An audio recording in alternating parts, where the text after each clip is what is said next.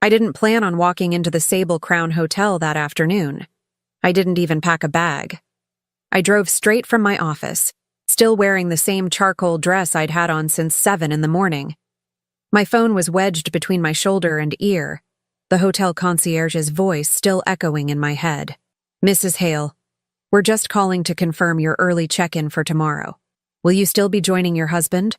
I remember staring at my computer screen, frozen. "My husband?" I asked. "Yes. We have you listed under the suite Mr. Cole Atwood reserved." Cole Atwood. I'd never heard that name in my life. But the payment method they read back? Our joint credit card.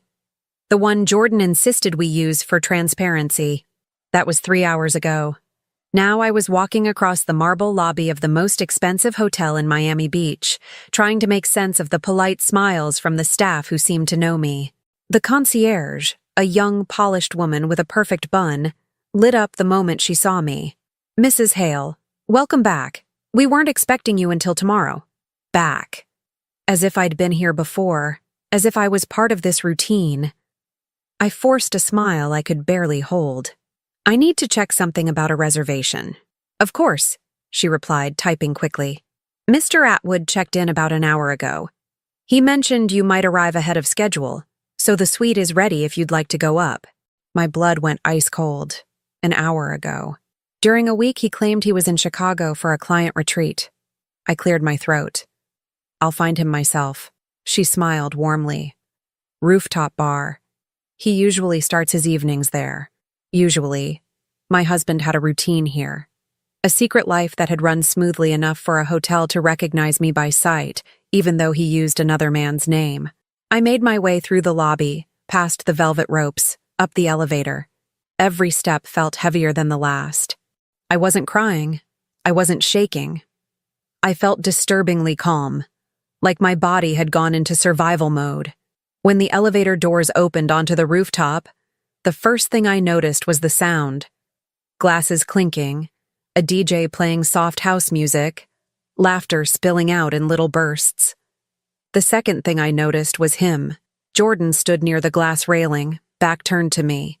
His navy suit jacket was draped casually over a chair, sleeves rolled to his elbows, hair perfectly styled like always. He was smiling in that polished way he used at work events, the smile he rarely used for me anymore. But it wasn't the smile that broke me. It was the woman sitting beside him. She was young. Mid-20s, maybe. Long black hair. Tight champagne-colored dress. She leaned into him like she belonged there. Like she'd been there many, many nights before. Then I heard it. "Cole?" she giggled. "You're impossible. Cole." She said it so naturally, like she wasn't using a fake name. Like that was who he was with her. I walked closer, slow and steady, the world narrowing to a tunnel. No one noticed at first. Then a server passing by glanced at me, did a double take, and subtly stepped aside, as if he knew something was about to happen. I stopped 2 feet behind them. The woman noticed me first. She blinked, confused. "Can we help you?" Jordan turned, and whatever oxygen was left in the rooftop bar evaporated. "Mira?" He stood abruptly. What are you doing here?" He looked genuinely shocked. Good. I wanted him to feel every ounce of it. "I got a call," I said calmly, confirming my check-in for the suite my husband reserved under the name Cole Atwood. The woman's eyebrows shot up. People around us slowed their conversations. A few phones tilted in our direction. I never believed scenes like this happened in real life. But suddenly, I was living one. Jordan lifted his hands like he could physically push the truth away. "Mira, this isn't... You're misunderstanding everything." "Oh, I'm misunderstanding?" I stepped closer. "Then why does the staff here know me as your wife, but she," I pointed at the mistress, "knows you as Cole?" His face contorted. "Lower your voice." "No." The single word cut through the rooftop air like glass. The mistress stood, clutching her purse. "You said you were divorced," she hissed at him. Divorced. My heart dropped, but something else rose behind it. Anger so sharp it steadied me. "Well," I told her, He lied to you too. Welcome to the club. She backed away. Not gracefully, not quietly.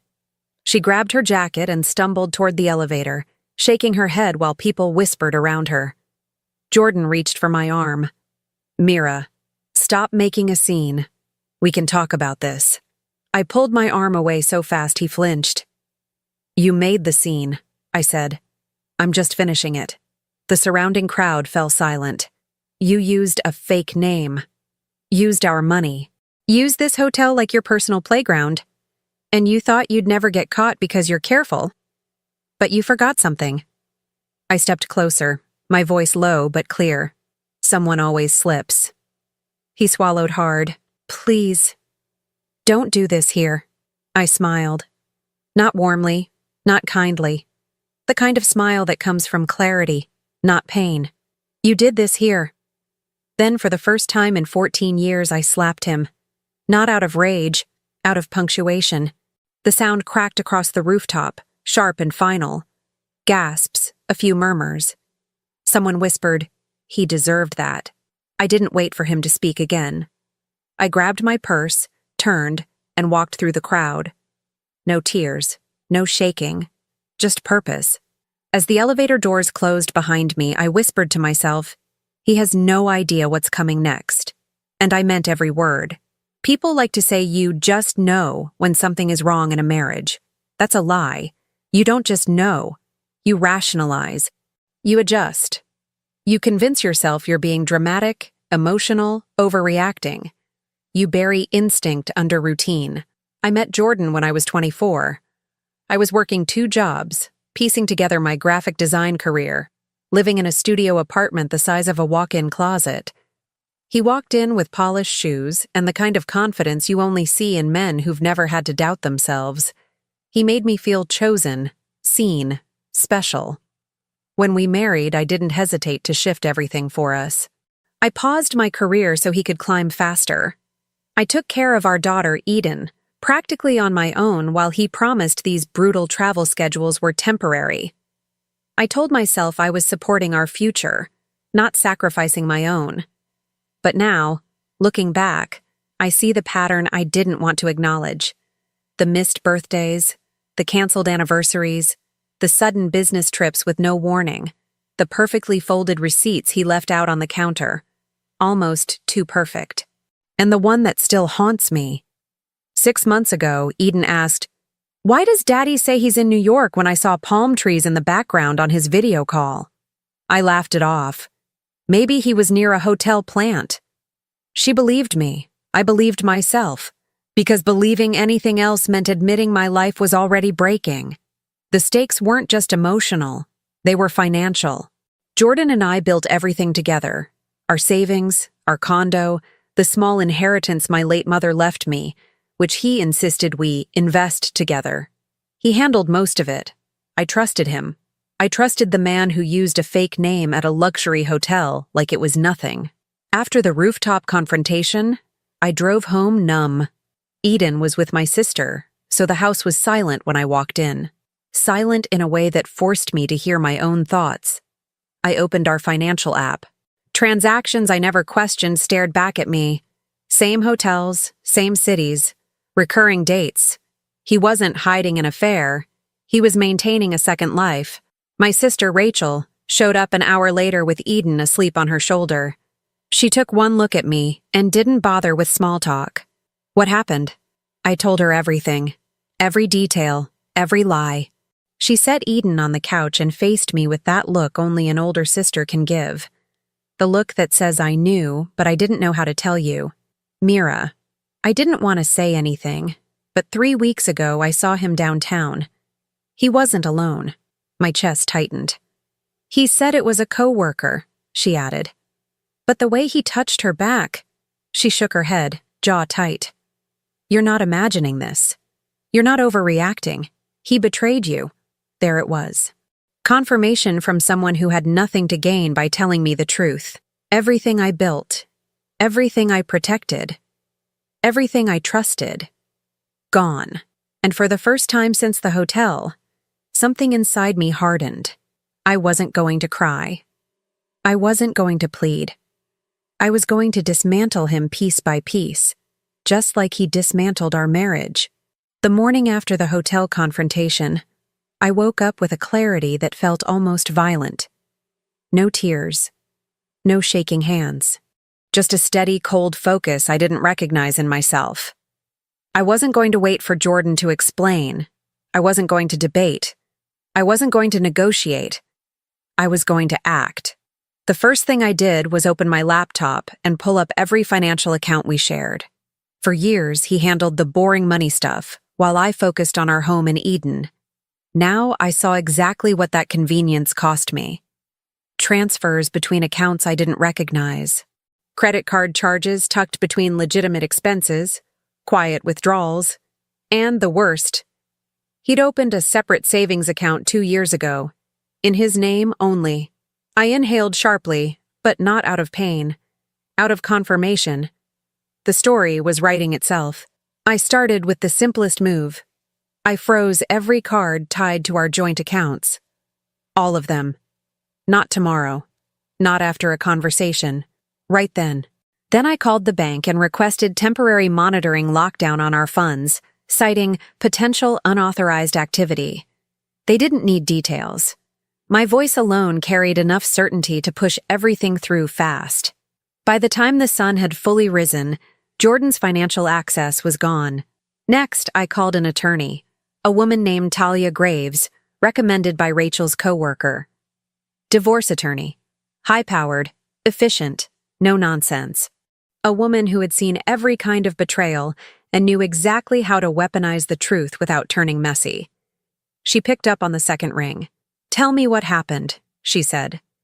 I didn't ramble. I didn't dramatize. I delivered facts like bullets.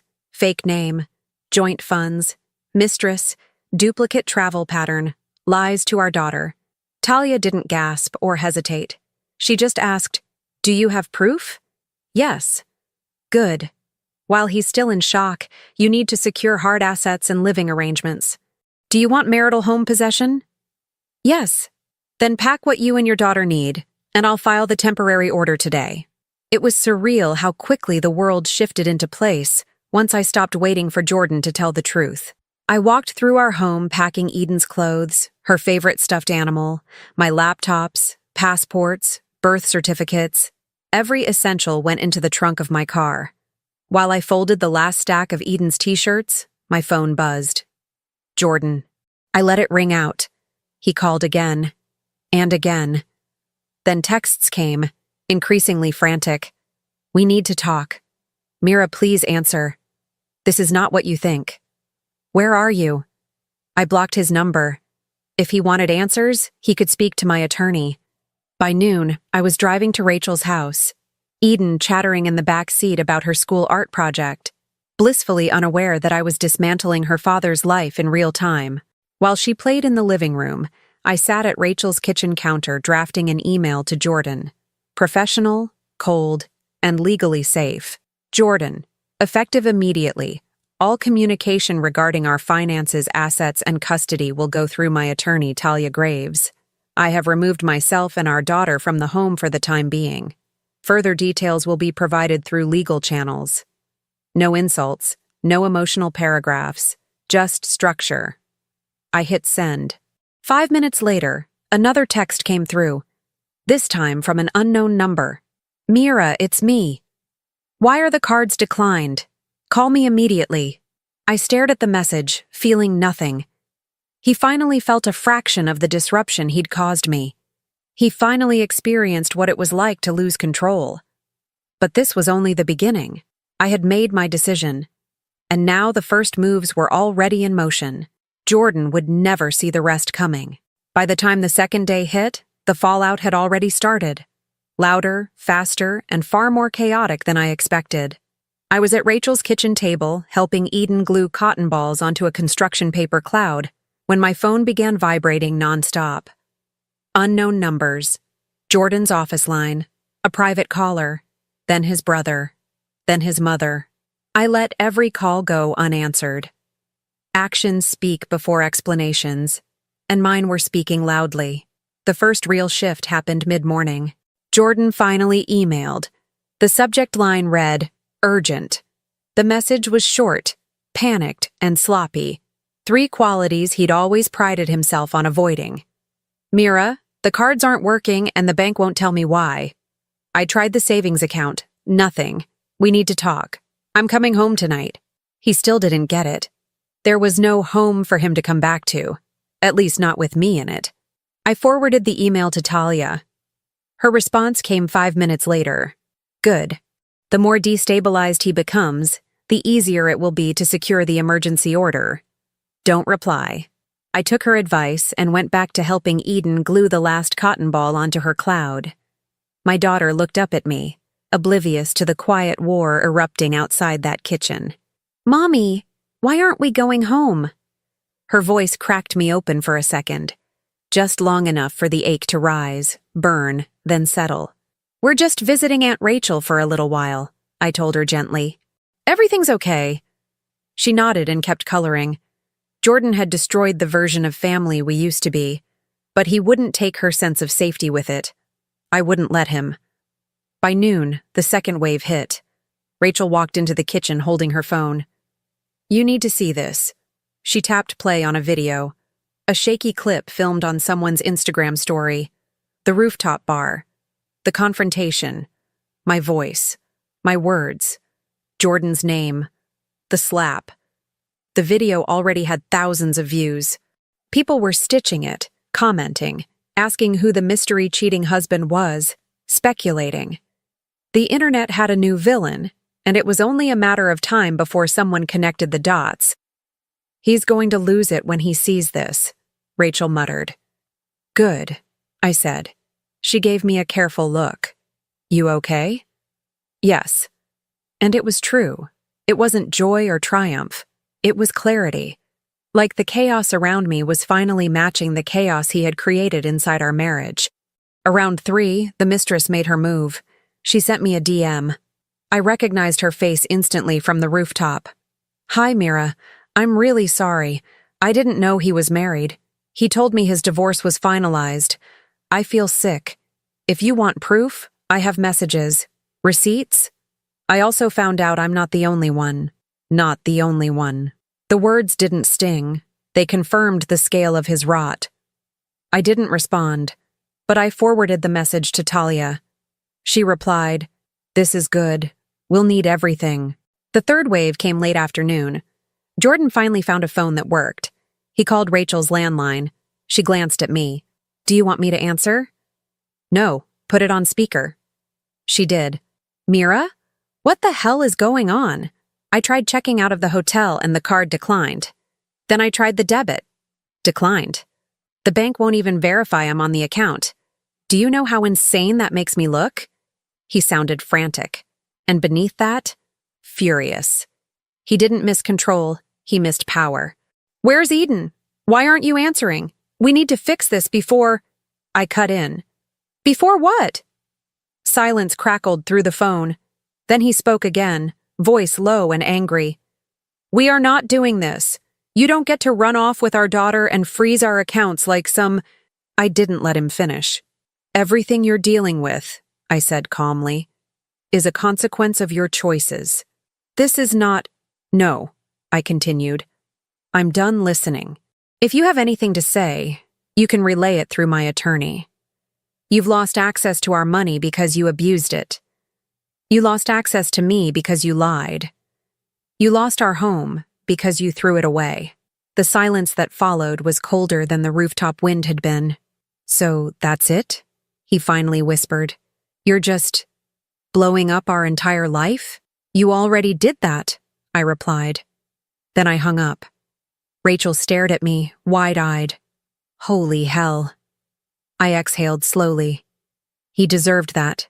And as I watched the evening light spill through the window, I realized something important. I wasn't reacting anymore. I was leading. The consequences were only beginning, and already Jordan was unraveling faster than I imagined. He had no idea what the next phase would bring. I thought the rooftop scene would be the end of Jordan's public humiliation. I was wrong. It only set the stage. 3 days later, Talia scheduled an emergency meeting at a high-end mediation center downtown. Neutral ground, neutral conference room, neutral everything, except the rage buzzing under Jordan's skin. He arrived late, storming in with the kind of restless energy men get when they realize they've lost control over a woman who used to soften everything for them. His tie was crooked. His hair was uncharacteristically messy. That alone told me he wasn't sleeping. His lawyer trailed behind him, already looking exhausted. I sat at the long glass table with Talia beside me, a pitcher of water in front of us, Eden's backpack resting at my feet. She was with Rachel today, drawing unicorns and living in a world that still felt safe. Jordan stopped in the doorway when he saw me. "You couldn't even wait to talk to me in private before dragging lawyers into this?" Talia didn't look up. "Sit down, Mr. Hale." He glared at her, then at me. "Seriously? I'm your husband. You owe me a—" I cut in, my voice calm. "I owe you nothing." His jaw tightened. "Fine. Let's get this circus over with." We started with finances. Talia laid out the statements, highlighted the inconsistencies, pointed to the duplicate travel patterns, the secret savings account, the unexplained withdrawals. Jordan snatched the papers from her. "This isn't proof of anything. I travel for work. I told you that. I don't need to justify every receipt to—" "Why the fake name?" I asked quietly. He froze. Talia folded her hands. "Yes, Mr. Hale. Why did you use the identity Cole Atwood in multiple hotel reservations paid with marital funds?" His face reddened. "That's irrelevant to this meeting." "It's entirely relevant," she said. "Especially considering the publicly circulated video of your rooftop interaction with a woman, not your wife." His head snapped toward me. "You're the one who leaked that?" I shook my head. "I didn't have to. The world did it for you." He opened his mouth, no words forming. For once, Jordan had nothing to say. Then the door opened, and the real moment began. Jordan's mistress stepped inside, quiet, trembling, holding her phone like a lifeline. I didn't invite her. Talia didn't. She came on her own. Jordan shot up from his chair. "What are you doing here?" She looked at him with disgust. "Telling the truth." The entire room stilled. She stepped forward and placed her phone on the table. "He told me he was divorced. He told me you cheated on him. He used that fake name so no one at the hotel would tie him to his real life." She swallowed. "I didn't know he had a daughter. I didn't know he was still living with you. I didn't know any of it until the video came out." Jordan sputtered. "You don't need to be here. This is a legal meeting. You can't just—" Talia raised a hand. "You can sit, dear. If you're here to provide documentation, it will be reviewed." The mistress sat beside me, far from him, as if proximity alone contaminated her. She opened a folder she brought, screenshots, messages, hotel confirmations, receipts. Jordan reached for it. "Give me that." She jerked it away. "Don't touch me." His lawyer leaned forward, whispering urgently, "Jordan, sit down." But he was too far gone. Humiliation makes men irrational. "I should have known you'd pull something like this," he spat at me. "You think this makes you look strong? Dragging random women into our business?" I looked him dead in the eyes. "She's not random. She's evidence." A laugh rippled through the room, from someone outside the door, maybe a staff member listening. Jordan whipped around, furious. "This is ridiculous," he snapped. "All of you are blowing this out of proportion." The mistress stood abruptly. "You told me you loved me." The words hit the air like a punch. His lawyer dropped his pen. Talia exhaled slowly. I stayed perfectly still. Jordan's face went chalk white. Can we not do this here?" "No," she replied. "We're doing it here, right in front of your wife and your lawyer and whoever else needs to hear it." Then she turned to me. "I'm sorry," she whispered. I didn't know. For a moment, something softened in me. Not empathy, recognition. She was humiliated too, in a different way. We weren't allies, but we were both collateral. I nodded. "Thank you for telling the truth." And then came the moment that would spread. She looked straight at Jordan and said loudly, "You can't even keep your lies straight. No wonder your wife is leaving you." Silence. Then someone outside snorted. Someone else murmured, "Damn." Jordan tried to regain control. "Enough. This is over."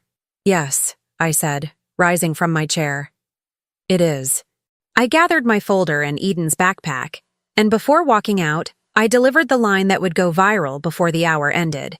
"Next time you try to cheat, maybe don't pick a hotel that gives me loyalty points." The room erupted.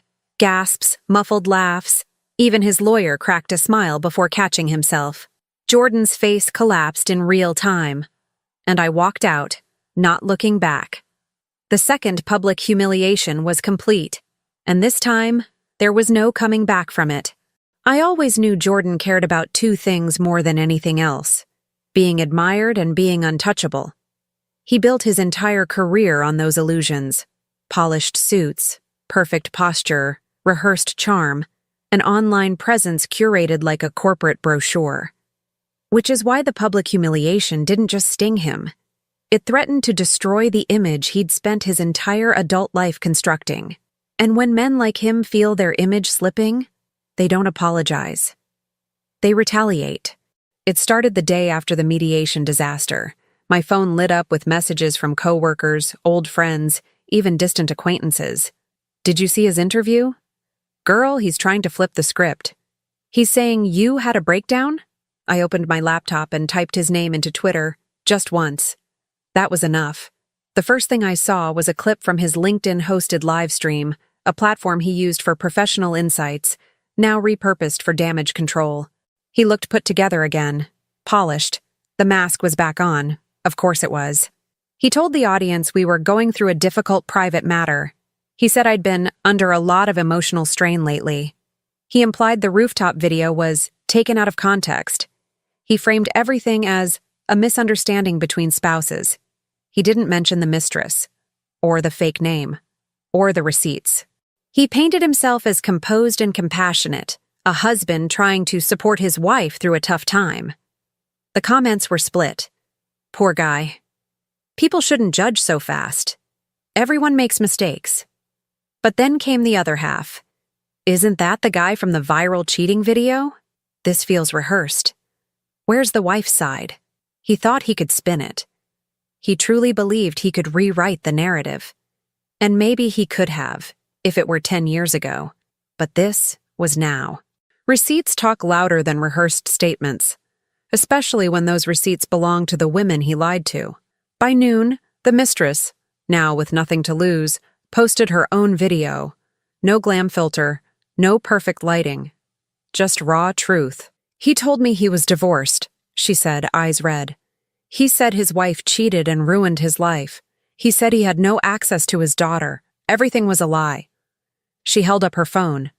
"He used a fake name. I didn't know. None of us knew." None of us. Plural. That word hit the internet like a brick. Comments exploded. "Wait, how many mistresses? This guy created an alter ego just to cheat? This is insane." Then she posted screenshots, messages, hotel confirmations, selfies he sent her. Not one, not two, dozens. Jordan went silent, and the internet went feral. People spliced his polished livestream next to the screenshots.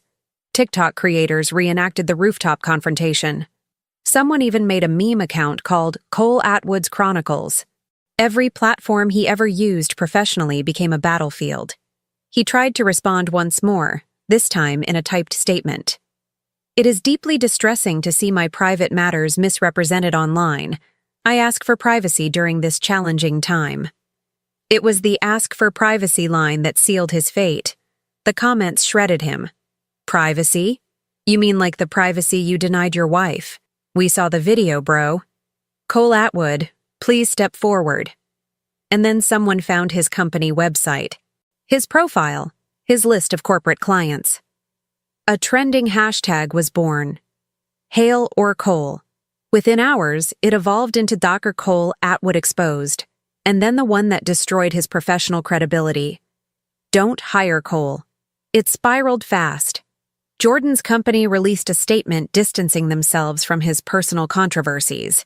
His inbox leaked, messages where he begged HR not to suspend him. Someone found a Reddit thread from a former coworker hinting that Jordan flirted inappropriately at conferences. His entire trusted advisor persona collapsed. Meanwhile, I posted nothing. Not a word, not a video, not a statement. And that silence only fueled the fire. People filled in the blanks for me. She's protecting her daughter. She's probably gathering evidence. She doesn't need to say anything. His actions say it all. But the real shift happened when Talia sent me a message. Time to release the hotel logs. Not publicly. To the corporate ethics board that oversaw Jordan's firm. She drafted the email, attached the timeline, attached the receipts, attached the mistress's video. She clicked send. 3 hours later, Jordan called from an unknown number. I didn't answer. He left a voicemail. Mira, please. They're reviewing my position. I could lose my job. This isn't fair. You're punishing me beyond reason. I listened to the whole message, not out of sympathy, out of closure. Because the truth was simple. I didn't ruin his reputation.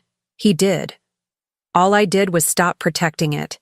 That night, scrolling through hundreds of comments about him, some mocking, some furious, I realized something. I wasn't just reclaiming my life. I was reclaiming the narrative he stole from me. And Jordan? He was finally being seen for who he truly was. Not a polished professional, not a loyal husband, just a man who thought secrets were safer than truth. And the world was tearing that illusion apart piece by piece. The day Jordan's company suspended him, everything shifted. Up until then, he still believed he could negotiate, smooth talk, recover, rebuild whatever scraps of his image were left. But once his firm placed him on indefinite administrative leave pending review, the panic finally cracked through his voice. The message came from Talia first. He's been suspended. We push now. I read it twice. For the first time since the rooftop betrayal, I felt something close to relief. Not joy, not revenge. Just the release of pressure you don't realize you're carrying until it's gone. But disaster rarely travels alone. That same morning, Jordan's father called me. A man who, until now, had treated me with polite distance. Never cruel, but always mildly disapproving, like I'd never quite fit into the family mold Jordan came from. He didn't bother with greetings. Mira, what the hell is going on with my son? I kept my voice steady. You'll have to ask him. I'm asking you because he's not answering me, he said sharply. Is it true? The fake name, the hotel girl, the video? All of it, I said quietly. A long silence stretched across the line. Then, in a tone I'd never heard from him, I'm ashamed. I blinked, not the reaction I expected. He embarrassed the family, he went on, his voice trembling with controlled rage. His mother won't leave the house. His brother is refusing to speak to him. We trusted him. And he destroyed it. There it was. His downfall wasn't just personal, it was generational. And now, the shame he tried to hide behind money and reputation was finally coming home to him. I hope, his father added, you're doing what you need to protect yourself and Eden. I am, I said. Good. Don't let him manipulate you.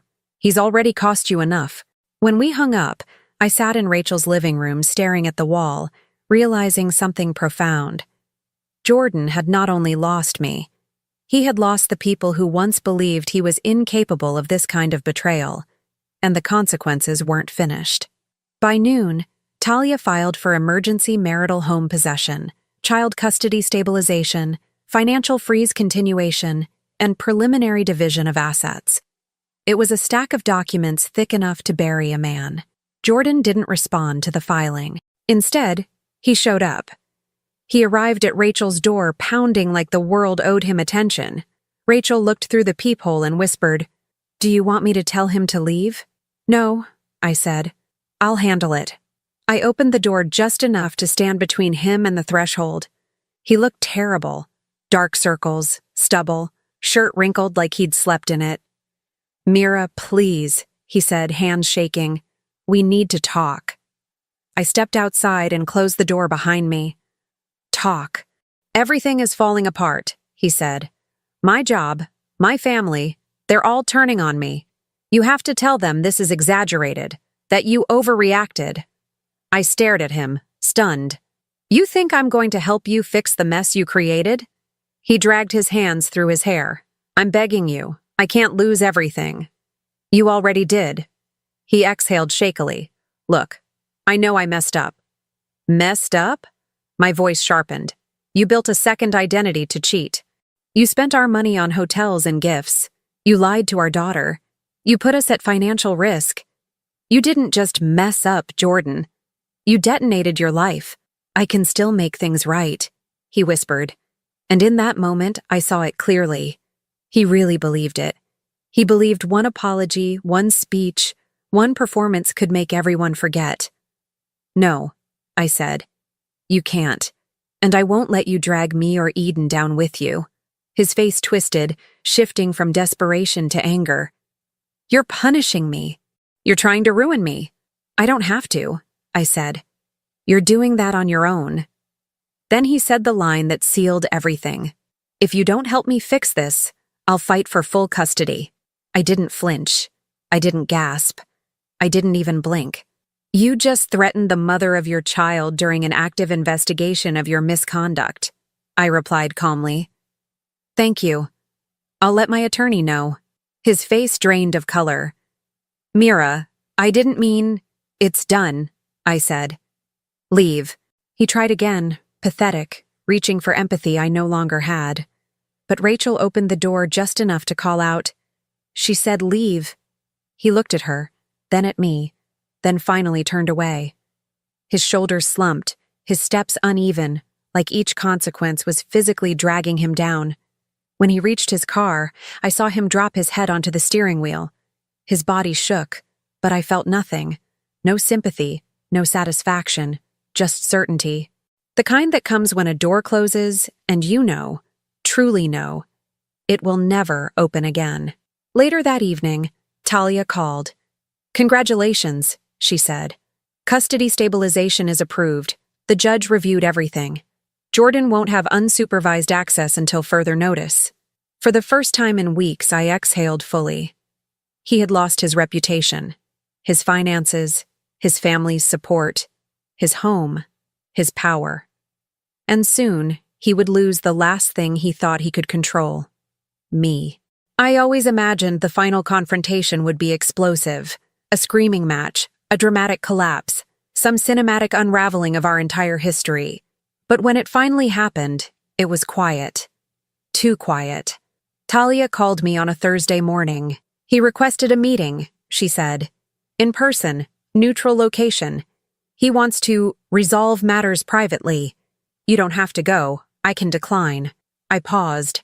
After everything, the lies, the fake identity, the PR disaster, the custody threat, he finally wanted to talk.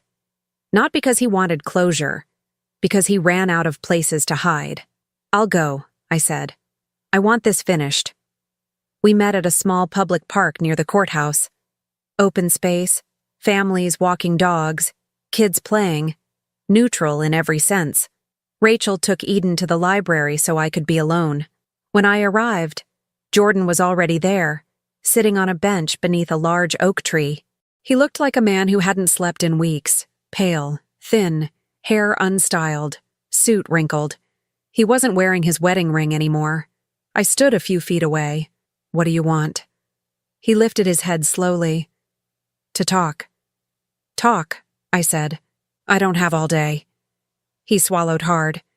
"Everything is gone, Mira. My firm terminated me this morning.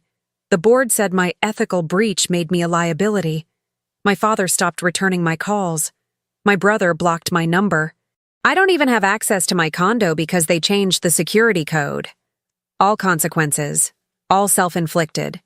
And you think telling me this will change anything?" I asked. He rubbed his face, defeated. "I don't know. I need you to understand I didn't mean for it to go this far." I laughed. A humorless, tired sound. You didn't mean for what? The fake name? The double life? The money? The lies to our daughter? Which part wasn't intentional? He flinched, but I didn't soften. I made mistakes, he whispered. No, I corrected him. For years you made choices, repeatedly, comfortably. You built a second version of yourself and thought you'd never get caught. He looked at me with watery eyes.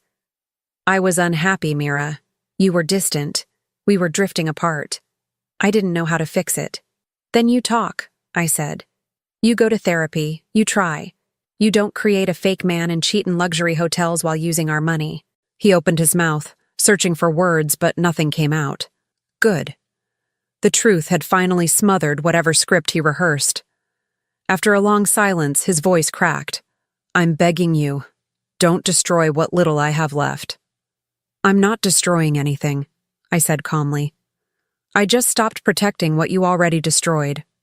He stared at the ground. Can we at least settle quietly? No full trial? No public records? I can't handle more humiliation. Ah, there it was. The real reason for this meeting. Not reconciliation, not remorse, self-preservation. You want to negotiate privately, I said, because you're terrified of what a courtroom will reveal. He didn't deny it. Look at me, Jordan. He lifted his eyes slowly. What exactly do you think I owe you now? He inhaled shakily. We spent 14 years together. And in the end, I replied, you treated me like a disposable accessory in your double life. He closed his eyes, pain twisting his face. I loved you. No, I said softly. You loved the version of me that didn't challenge you, the version who trusted you blindly, the version you could lie to without consequence. That's not love. That's convenience.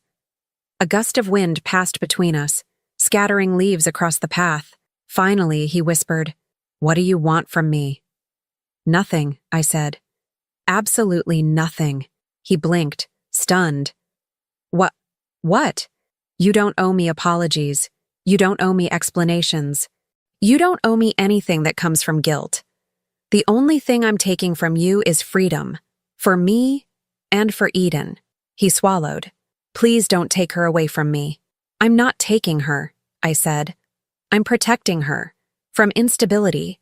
From lies. From a father who still refuses to take accountability. He winced, and a tear slid down his cheek. Not a single part of me felt moved. I stepped closer, just enough to end this properly. You threatened to fight for custody, I reminded him. You weaponized the one thing I would die to protect. That was the moment you lost any piece of my heart that still tried to understand you. He covered his face with his hands. I didn't mean it. I was scared. You were scared of consequences, I said. Not of losing us. He let out a broken exhale. So what now? Do I just disappear? You do whatever you want, I replied. But you don't get access to me. And you don't get to rewrite this narrative. Not anymore. He stood unsteadily. Is there anything I can say to fix even a part of this? No. Anything I can do? No. He stared at me like he didn't recognize the woman standing before him. Maybe he didn't. Maybe he never truly knew her in the first place. I stepped back, ready to walk away for the last time. But I'll leave you with one thing, I said. He looked at me, desperate for a lifeline. I met his gaze, steady and final. You chose a fake name because you hated who you really were. I'm finally choosing myself because I don't. His lip trembled. Mira, goodbye, Jordan. And with that, I turned and walked down the path, away from the man who betrayed me, away from the weight of 14 years, and into the life I was finally ready to build without him. I didn't look back. I didn't need to. The final confrontation was over. And so was he. 6 months later, my life doesn't look anything like the version Jordan and I built together. And for the first time in over a decade, that's a good thing. It's a Saturday morning. Sunlight filters through the windows of my new apartment. Small but modern, bright but quiet. Mine in every way that matters. Eden is sitting at the kitchen island painting with watercolors, her hair pulled into a messy braid she insisted on doing herself.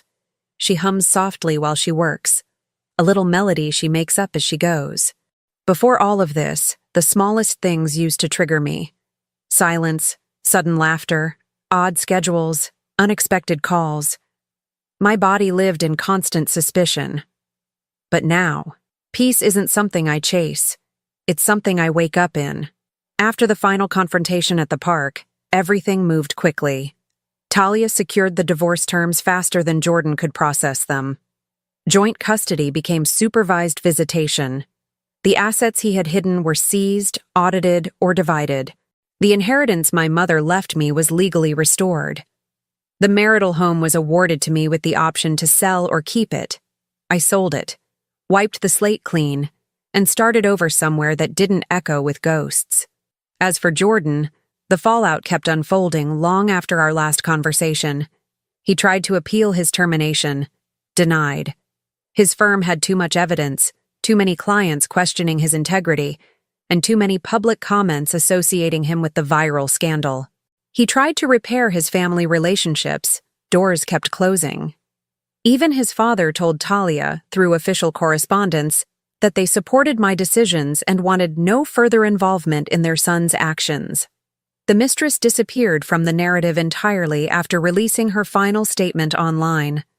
The one where she apologized again and announced therapy for patterns of choosing emotionally unavailable men. She never contacted me directly after that. I didn't hate her. I didn't forgive her either. I simply understood that she was another piece in a puzzle Jordan designed. His life didn't crumble. It slowly imploded. And mine rebuilt itself. I leaned fully into my work again. Graphic design had changed so much while I was gone, but I caught up fast.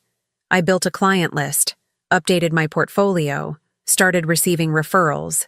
My income wasn't spectacular yet, but it was mine, steady and growing. People warned me about the loneliness that follows divorce. That wasn't my experience.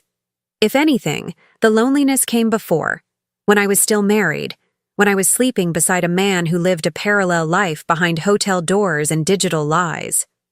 Now, my solitude feels like a room with open windows, not a locked door. Some afternoons I take Eden to the park, the same one where I ended things with Jordan, not out of nostalgia or symbolism, just because it has good swings. Sometimes I catch myself watching her run across the grass, her backpack bouncing, her laughter loud and unrestrained. And I think, I saved her from growing up in a house built on dishonesty. She doesn't know the full story. She knows Daddy made bad choices and needs to work on being better. She knows she is safe and loved and protected. That's enough for now. Every few weeks, Jordan sends a request through the court-appointed system to schedule a visitation.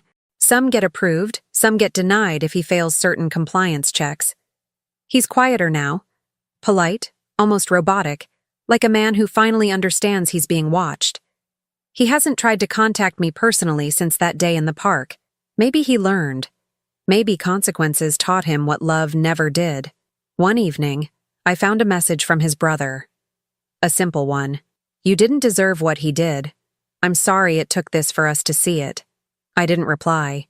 Some closure exists simply by being acknowledged. Today, after finishing Eden's breakfast, I brew coffee and sit on my balcony. The air smells like ocean salt and a hint of jasmine from the neighbor's plant. Below me, the city moves in its usual rhythm. Cars, footsteps, distant chatter, life continuing. I think back to the woman who walked through the Sable Crown Hotel lobby that day, still wearing work clothes, still clinging to the hope that the call she received was some kind of mix-up. She didn't know she was about to witness her life split in two. She didn't know she was about to lose almost everything she thought was secure, and she didn't know she'd gain something better. Herself. That's the real transformation. Not the legal victories, not the financial recovery, not the public vindication, but the quiet moment months later where you can sit in sunlight, sip your coffee, watch your daughter paint, and feel entirely unburdened. The past didn't win. Betrayal didn't break me. It freed me. I look at Eden through the open balcony door, Her little voice floats out. Mommy, look! I made a rainbow. A real one, messy and bright, bleeding colors across the page. I smile. It's beautiful, she giggles, just like our new house. I feel my throat tighten, not with pain, but with something like gratitude. Yeah, I whisper, just like our new house. And as I sit there, warm light settling across my skin, I understand something clearly, fully, and without hesitation. What walked out of that hotel was a wife shattered by lies. What stands here now is a woman rebuilt by truth. And I wouldn't trade that transformation for anything.